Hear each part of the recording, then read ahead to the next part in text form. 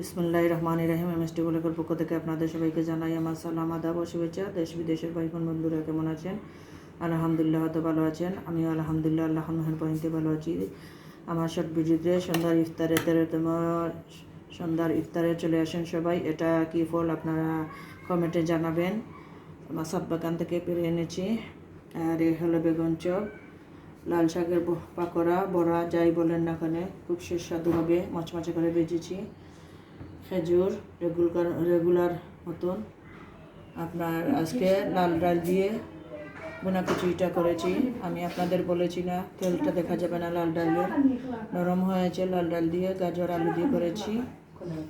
আর সালাদ করেছি অল্প পরিমাণ, রেগুলার মতন। মালটা নিয়েছি ফলের মাঝে, ছানা বোনা আছে, লাল শাক ভাজি। আজকে রুয়াবজা নেওয়া হয়েছে প্রথম, আর সব লাস্টে ঠান্ডা ঠান্ডা কুলকুল মজাদার ডেজার্ট নাস্তা, মজাদার।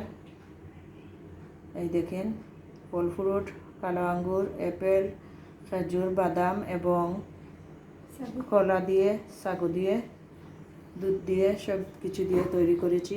আমার এই ভিডিওটা যদি ভালো লাগে তাহলে লাইক কমেন্ট শেয়ার করবেন, সাথে থাকবেন, পাশে থাকবেন বেশি বেশি করে। ফেসবুক, টিকটক এবং ইউটিউবের সবাই চ্যানেলটাকে সাবস্ক্রাইব, লাইক, কমেন্ট, শেয়ার করবেন। আসসালামু আলাইকুম।